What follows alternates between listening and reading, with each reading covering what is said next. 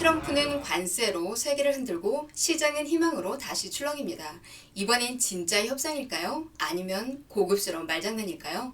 테슬라, 비트코인, AI 주식까지 기회와 위기의 경계에서 우리는 무엇을 선택해야 할까요? 함께 알아보시죠.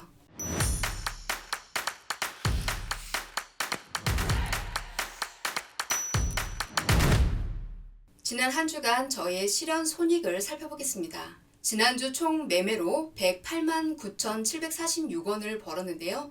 환차선으로 54만 3천 원이 빠졌습니다. 최종 실현 합계는 54만 6천 원으로 마무리됐습니다.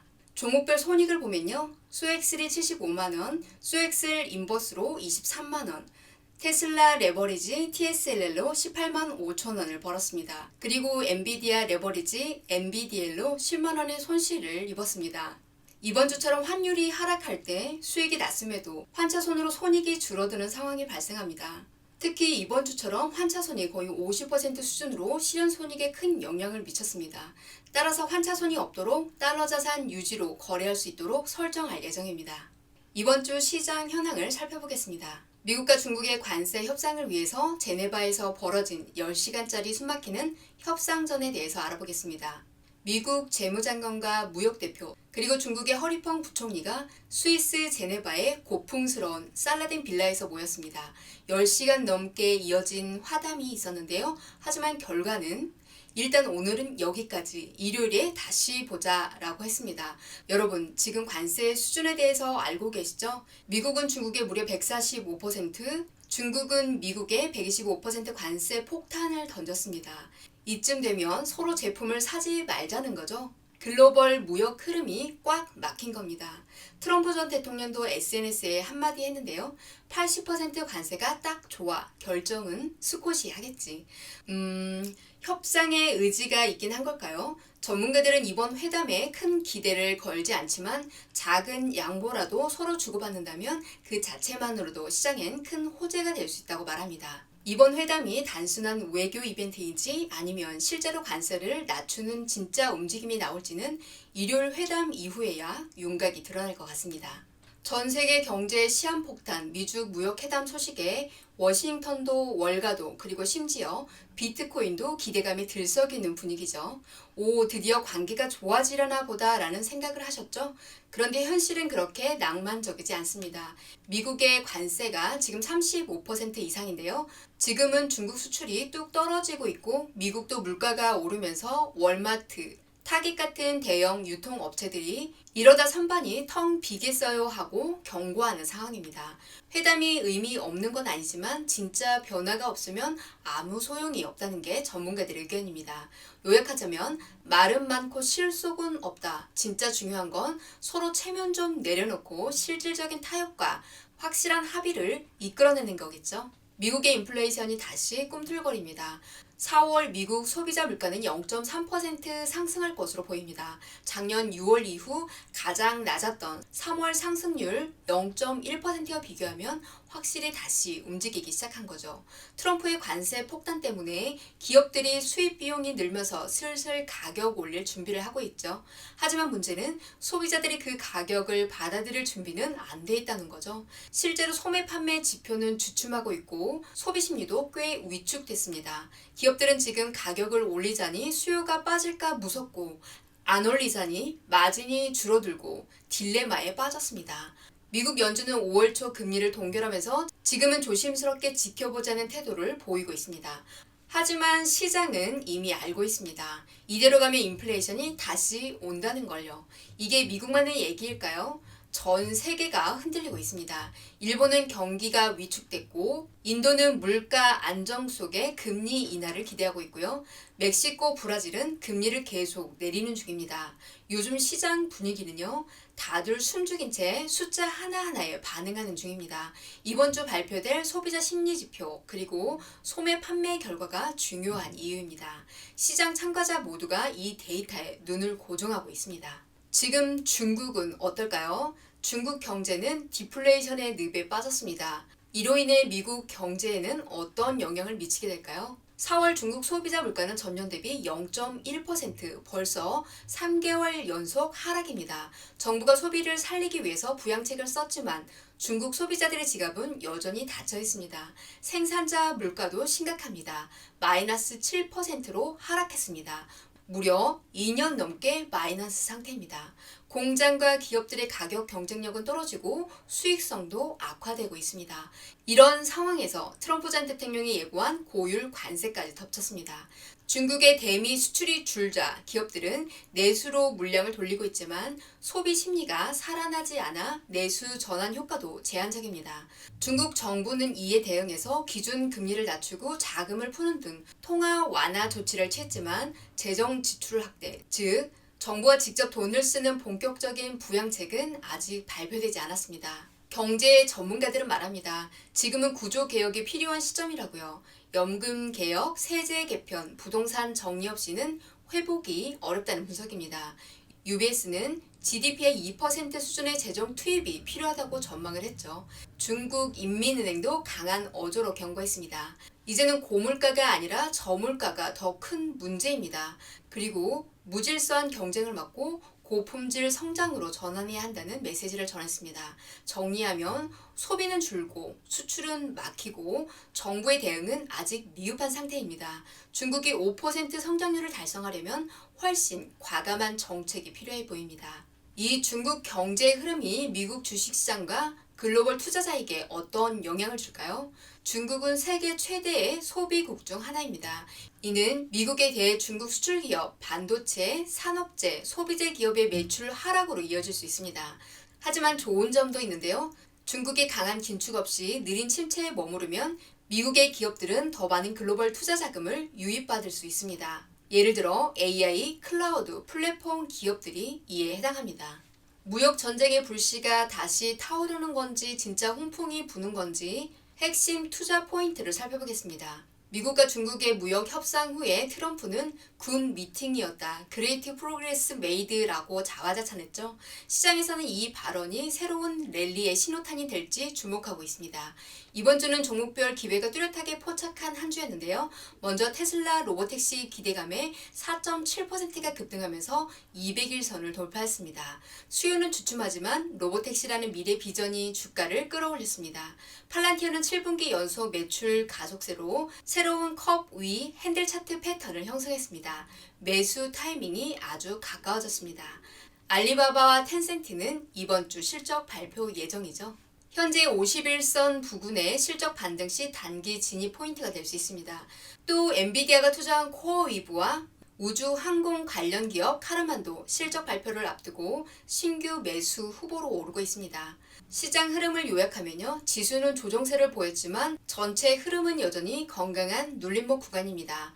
다우는 마이너스 0.2%, S&P 500은 마이너스 0.5%, 나스닥은 마이너스 0.3%, 여전히 51선 위, 200일선 아래에서 횡보 중입니다. 이제 중요한 건 타이밍입니다. 지수가 200일선을 뚫고 올라가면 비중 확대는 OK입니다. 반대로 50일선 아래로 밀리면 리스크 관리 모드로 전환해야 합니다. 이번 주 실적 발표가 줄줄이 대기 중입니다. 알리바바, 텐센트, 월마트, 코어이브 등 이들 기업의 실적이 시장 전체 분위기를 바꿀 수 있을 것 같습니다. 이번 주는 말 그대로 불확실성과 기회가 공존하는 구간입니다. 무역 협상이라는 외부 변수와 함께 종목별 기회가 다양하게 열려 있죠. 투자의 핵심은 언제나 준비입니다. 요즘 주식시장을 보면서 이런 생각 드시지 않나요? 관세도 때리고 연준 의장 해임설도 있었는데 왜 이렇게 조용하지?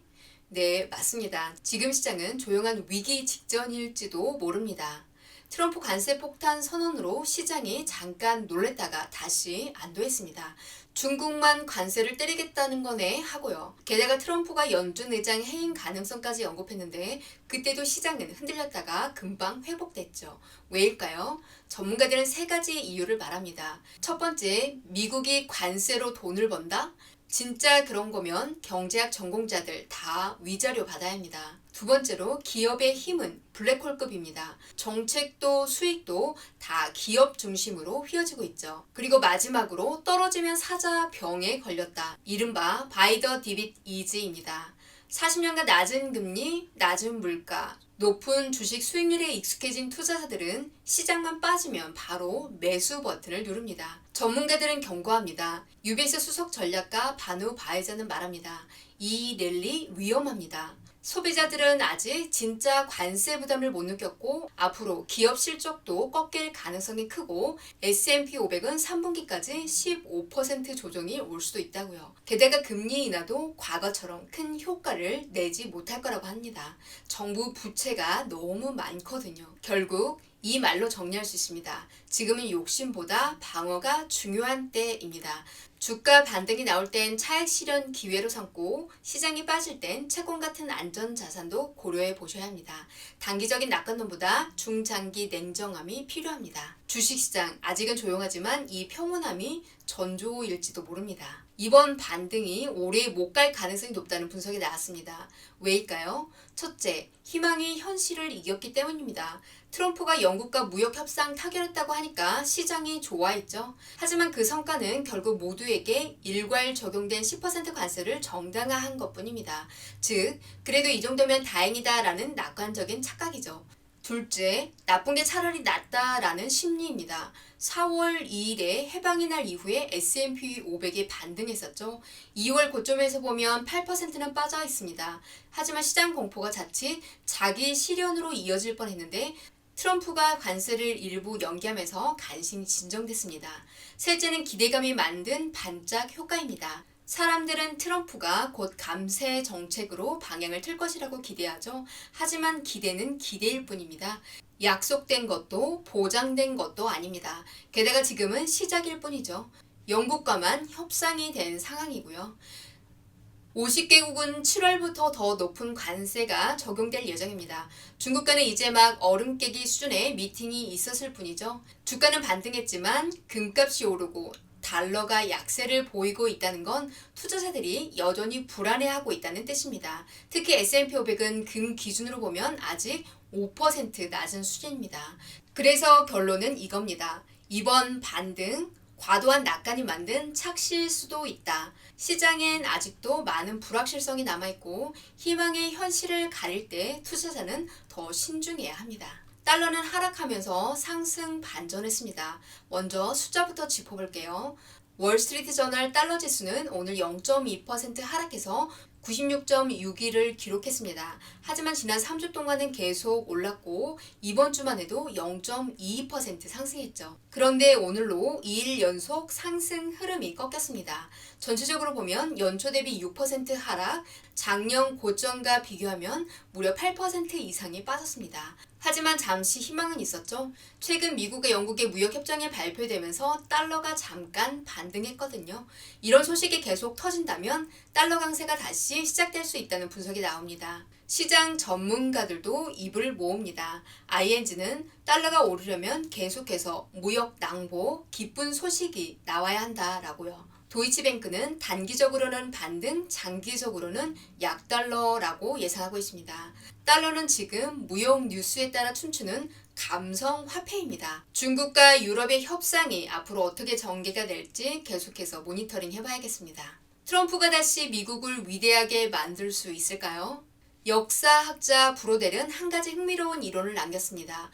경제의 중심지는 시대에 따라 자연스럽게 이동한다는 건데요. 베네치아, 암스테르담, 런던, 뉴욕, 그리고 다음은 어디일까요? 트럼프는 이렇게 말합니다. 우리의 제조업이 무너진 건 외국 때문이야. 관세를 쳐서 미국 안에서 만들게 하자. 말은 쉽죠. 심지어 외국이 돈을 내면 세금도 필요 없다라고도 말합니다. 하지만 현실은 다릅니다. 미국의 제조업은 계속 줄고 금융업이 그 자리를 차지했죠. 상위 1%는 더 부자가 되고 중산층은 사라지고 청년 세대는 부모보다 못 삽니다. 여기서 브로델의 통찰이 등장합니다. 한 시대가 저물면 또 다른 도시가 그 자리를 대신한다고요. 즉 경제의 패권의 이동은 막을 수 없는 흐름일 수 있다는 겁니다. 그렇다면 미국 다음은 중국 상하이가 될까요? 트럼프는 과거 제조업 황금기를 그리워하지만 브로델은 말합니다. 진짜 변화는 눈에 잘 보이지 않는 흐름 속에 있다라고요.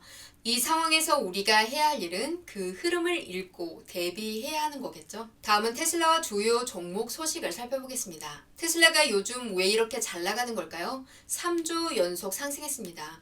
실적은 기대에 못 미쳤는데 오히려 주가는 오릅니다. 그 이유를 살펴보겠습니다. 자, 먼저 주가 흐름부터 살펴보면요. 테슬라 주가는 지난 금요일에만 4.7%가 상승했습니다. 주간으로는 3.8% 상승했어요. 이렇게 되면 3주 연속 상승 행진입니다. 같은 날 S&P 500과 다우지수는 하락했는데도 말이죠. 그럼 테슬라는 왜 올랐을까요? 특별한 실적 개선 없습니다. 그렇다면 뭐가 있었을까요? 첫 번째 이유는 바로 무역협정 기대감이죠. 미국과 영국 간 무역협정 때문에 테슬라가 미국에서 생산하는 모델 S와 X 차량에 대한 관세가 인하됩니다. 이렇게 단순한 수출 혜택을 넘어서 중국과의 관세 협상도 기대할 수 있다는 심리를 자극했죠. 시장에 희망 회로가 돌아가기 시작한 겁니다. 두 번째는 요즘 테슬라 주주들 사이에서 가장 핫한 주제죠. 바로 로보택시입니다. 최근 한 전직 테슬라 엔지니어가 쓴 로보택시 관련 에세이가 큰 화제가 되고 있는데요.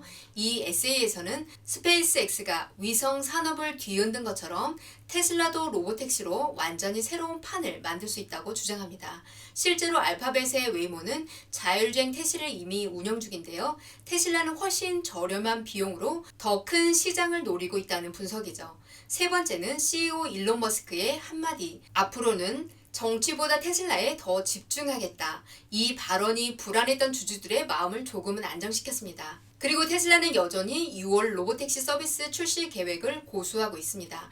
이 기대감이 주가를 끌어올리는데 결정적인 역할을 했죠. 하지만 조심할 부분도 있습니다. 테슬라의 1분기 차량 판매량은 33만 7천 대로 전년 동기 대비 13%가 감소했습니다. 그리고 월가 예상치보다도 4만 대나 적었죠. 실적은 아쉽지만 로보택시에 대한 기대감 하나로 버티는 상황입니다.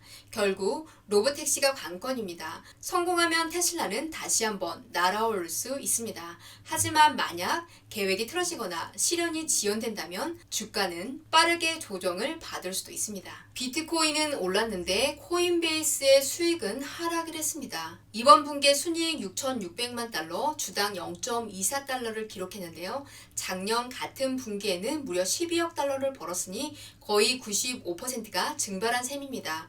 왜 이렇게 실적이 떨어졌냐고요? 회사 자체의 설명에 따르면 이유는 단 하나입니다. 바로 비트코인 중심의 투자 포트폴리오 손실 때문입니다. 트럼프 대통령 당선 직후 비트코인은 치솟았지만 이번 분기에는 그 반작용으로 가격이 뚝 떨어졌죠. 매출은 좀 나았습니다. 1년 전보다 25% 증가해서 20억 달러까지 올라갔지만 작년 4분기보다는 10% 줄어든 수치입니다. 분기별 비교에서는 하락한 셈이죠. 그렇다면 월가의 예상은 EPS 1.93달러를 기대했지만 결과는 0.24달러입니다. 매출도 21억 달러를 예상했지만 실제는 20억 달러입니다. 예상치를 크게 밑돌았죠. 그래서 주가는 어떻게 됐냐고요? 장 마감 후에 2.8%가 하락했지만 같은 날 비트코인이 10만 달러를 재돌파하고 코인베이스가 비트코인 옵션 골에서 대리빚을 29억 달러에 인수한다는 뉴스 덕분에 장중에는 5.1%나 상승했습니다. 요약하면 실적은 참담했지만 시장 기대감은 여전히 살아있습니다. 주식시장 혼조세였는데요. 어떤 종목이 웃고 어떤 종목이 울었는지 살펴보겠습니다. 먼저 하락한 종목입니다. 엑스피디아는 매출과 예약이 예상치를 밑돌면서 7.3%가 하락했습니다. CEO는 예상보다 미국 수요가 약했다고 언급을 했죠. 어펌은 이번 분기 실적은 괜찮았지만 다음 분기 가이던스가 낮게 나와서 투자자들이 실망했고 주가가 14.5% 급락했습니다. 반면 급등한 종목들도 많았습니다. 리프트인데요. 놀라지 마십시오. 1분기에 흑자 전환에 성공하면서 무려 28%가 급등했습니다. 이용자 수도 예상보다 많았고 수익성 회복에 대한 기대감이 반영이 됐죠. 두 번째, 인슐렛, 당뇨 치료 기기 업체인데요. 실적 서프라이즈에다가 2025년 전망까지 상향하면서 21%가 상승했습니다. 다음은 트레이드 데스크입니다. 광고 기술 기업인데 예상보다 좋은 실적을 내면서 19%가 상승했습니다.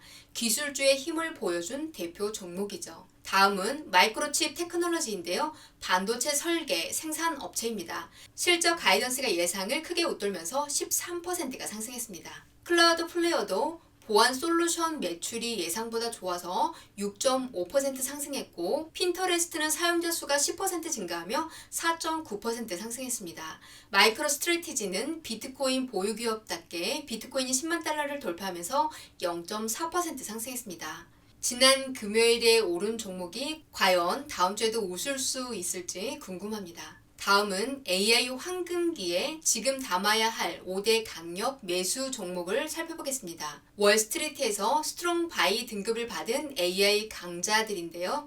AI 버블이 끝났다는 말 아직은 이릅니다. 오히려 AI는 이제 시작입니다. 실제로 챗GPT 운영 비용은 1년 만에 99%나 하락했고, 오픈 AI는 월간 사용자 6억 명을 돌파했습니다. AI 모델 매출은 2년 만에 16배가 증가했습니다. 이게 끝이 아닙니다. 그렇다면 지금 어떤 종목을 주목해야 할까요? 첫 번째입니다. 콤스코프인데요. 데이터 센터 인프라의 핵심을 담당하는 회사입니다. 주가 상승률은 무려 연간 370%입니다. 그런데도 PER이 단 4배뿐입니다. 퀀트 평가에서 기술주 2위, 커뮤니케이션 장비 업종 1위입니다. 지난 4월 저가 대비 약 55%가 상승했습니다. 두 번째입니다. 크리도 테크놀로지인데요. 초고속 연결 기술로 AI의 혈관 역할을 합니다. 반도체 업계 최상위 퀀트 평가, EPS 상향은 90일간 무려 10건입니다. PEG는 0.66, 여전히 저평가된 성장주입니다. 주가는 4월 최저가 대비 66%가 상승했습니다. 세 번째는 시게이트입니다. 요즘 뜨는 데이터 센터 스토리지 수요에 올라탄 종목이죠. 최근 실적 발표 후에 주가가 바로 10%가 급등했습니다. PEG는 0.11로 기술업계 평균보다 93%가 저렴합니다. 현재 주가는 4월 최저가 대비 46%가 상승했습니다. 네 번째는 셀레스티카입니다. AI 전자부품 제조의 숨은 강자이죠. 지난달에만 주가가 40%나 상승했습니다. 올해 수익률은 96%죠. 글로벌 하이퍼스케일 수요에 완벽히 올라탄 종목입니다. 현재 주가는 4월 최저가 대비 약 50%가 상승했습니다. 마지막은 프레시웍스입니다. 6만 8천 개 기업이 사용하는 AI 플랫폼입니다. 미국은 물론 인도와 유럽 시장에서도 성장세가 폭발하고 있죠. 84.4%의 고마진, 무차입 경영, 재무구조도 안정적입니다. 이 5개 종목이 최근 1개월 평균 수익은 약 32%입니다. 평균 PEG는 0.45로 여전히 매력적인 수준입니다. 지금 시장은 관세와 무역전쟁, 지정 리스크로 인해 혼란스럽지만 이럴 때일수록 중요한 건 펀더멘탈 중심의 선택입니다. 오늘 준비한 내용은 여기까지입니다. 여러분, 시장은 항상 이야기를 만들어내지만 그 이야기에 휘둘릴지는 우리의 선택입니다. 반등의 기대는 있었지만 진짜 위험은 끝나지 않았습니다. 관세와 무역 뉴스는 단기적인 반등의 촉매가 될 수 있지만 장기 투자는 기업 펀더멘탈의 핵심이라고 봅니다. 다음 주에도 흥미로운 인사이트로 돌아오겠습니다. 추가로 궁금한 사항 있으면 댓글을 남겨주세요. 영상 시청해주셔서 감사합니다. 다음에 또 만나요.